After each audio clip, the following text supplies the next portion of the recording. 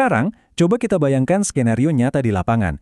Gimana jadinya kalau seorang mitra pasif yang mungkin niat awalnya cuma pengen bantu-bantu nyelamatin bisnis yang lagi seret, tiba-tiba ikut tanda tangan kontrak perusahaan atau malah ikut negosiasi pinjaman kredit ke bank?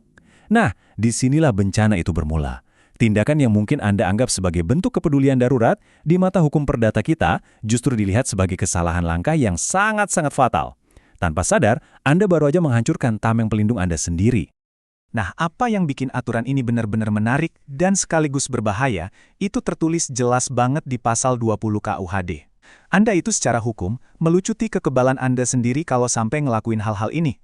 Ngasih perintah eksekutif ke staf, tanda tangan kontrak atas nama CV, ikut negosiasi kredit bank atau bahkan menjaminkan aset untuk utang perusahaan. Kenapa sih ini dilarang keras? Karena logika hukumnya, keterlibatan aktif Anda ini bakal bikin bingung pihak ketiga atau kreditur. Begitu nama atau tanda tangan Anda muncul di dokumen operasional, status pasif Anda resmi hangus. Terus apa dong konsekuensi dari pelanggaran fatal tadi? Asli, dampaknya menghancurkan. Selamat datang di pasal 21 KUHD yang mengatur soal transformasi hukum paling mengerikan ini. Anda sekarang menanggung apa yang disebut tanggung jawab renteng atau joint liability. Ini berarti status hukum Anda berubah drastis. Dari yang tadinya investor pasif dengan risiko terbatas, tiba-tiba jadi sekutu yang bertanggung jawab penuh atas semua utang persekutuan. Anda nggak cuma bakal kehilangan modal, tapi Anda sekarang secara pribadi harus nanggung dan melunasi seluruh utang debitur ke para kreditur.